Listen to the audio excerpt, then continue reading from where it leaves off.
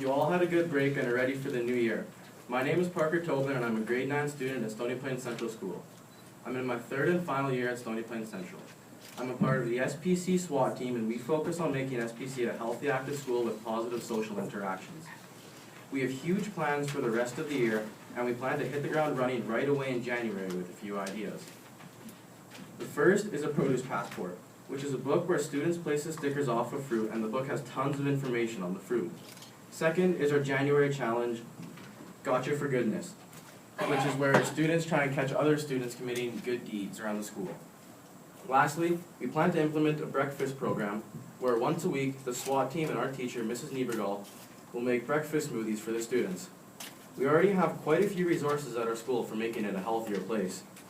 Every student in K-6 gets 15 minutes of group activity every day, and all junior high students get a 40-minute phys ed block every day. We have a fitness room filled with various machines that classes will get to use every few weeks for a 2-week period. We have a healthy hot lunch program that includes many homemade meals. Also, once a month, students can pay a discounted price for a booster juice. I'm going to tell you about 2 events this year that have had a major impact on my life. The first one happened at the beginning of the year. It was time for the annual grade 9 Jasper field trip, which is where all the grade 9 students go early in the morning to Jasper, climb up a mountain, and you get back late at night. While I couldn't attend due to other commitments that night, I spent the whole day helping out in one of the grade 2 classrooms. I went to music with them, I went outside with them, I ate lunch with them, and when it was time for class, I went around and assisted the kids who needed help.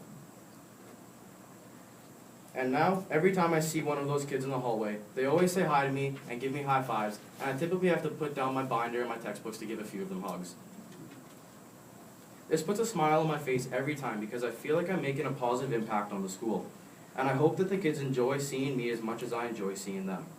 The second event happened a few days before the break. In my LA class, we were given the task of teaching grade 3 students anything. This project was completely open and we were allowed to teach them anything as long as it was still educational. We spent the whole day teaching kids in groups of 3 or 4 how to do our chosen task. We were only given 15 minutes to explain the task and then actually do it. And now, the same thing happens with the grade 3s. They say hi to me when they see me, and I always give them high fives, and again, it puts a smile on my face. This made me think of when I was in kindergarten, and I used to get so excited when our grade 6 buddies would come help us do crafts. They only did simple stuff like cutting or holding a ruler or giving basic instruction, but it still made such a big impact on me.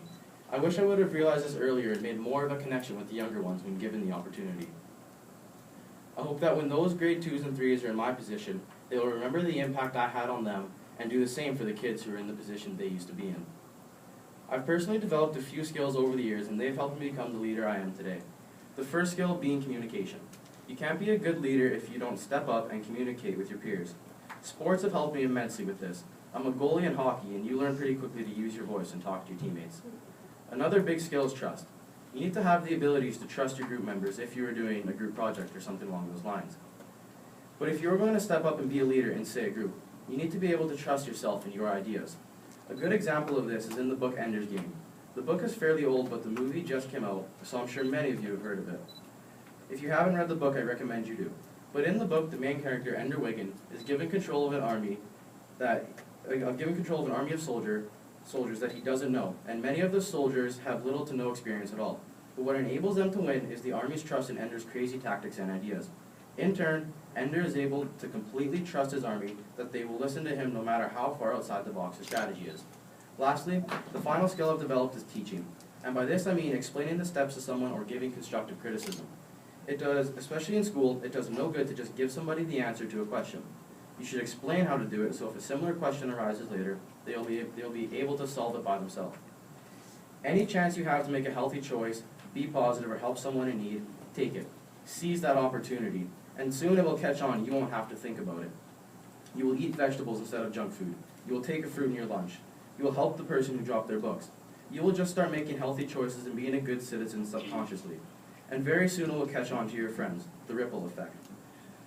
Once people notice the example you are setting, they will follow. You are all here for a reason.